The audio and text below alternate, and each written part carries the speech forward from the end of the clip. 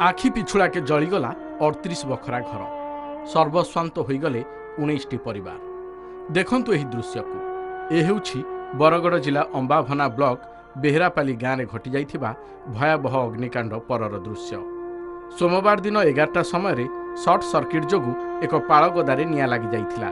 काଳ बैशाखी जोगु धीरे धीरे निया चारिआडकू व्यापीगला। दमकल बाहिनी निया को आयत्त करबा बेलकू 38 बखरा घर संपूर्ण ध्वंस हो सारिथिला। अग्निकांडरे लक्षाधिक टंकार धन संपत्ति नष्ट होइथिबा बेले अग्नि विपन्न एवं सरकारी सहायता को चाहि बसिछंती। दान पुड़ी जाय छै, चाउल पुड़ी जाय छै, खट कथा दसना हमर पिन्हा फटा बासन बर्तन जाटा छै सब पुड़ी जाय छै। साइकिल बही पतर पैसा पतर सब घर द्वार जहाँ थिला खुरी गिना बासन बर्तन खट पिन्हा सब पुड़ी जाय छै।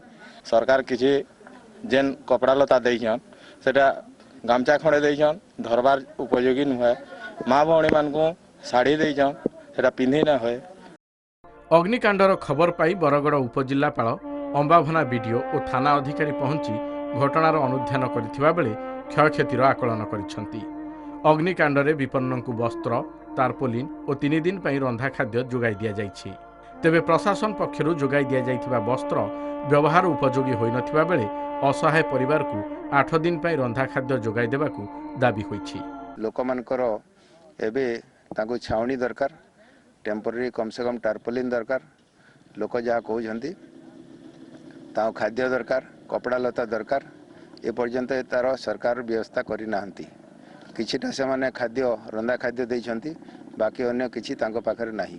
एडे बड़ घरपोड़ी होता पर भी सरकार के पक्षनु कति कम 8 दिन लगे रिलीफ कैंप परिचालना करवार कथा। एतकी परिवार के नहीं गोटे जगार थैथान कर रखिक स्कूल रे हो कि कम्युनिटी सेंटर रे हो रिलीफ केन्द्र सांगे सांग सरकार आरंभ करुन, इटा हमर दृढ़ दाबी है।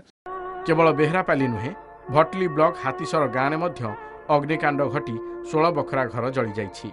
अतिशीघ्र उभय ग्रामर क्षतिग्रस्त परिवार को सहायता दिगले लोके उपकृत हो पारंते। बरगड़ू आशुतोष रथ, लाइव ओडिशा।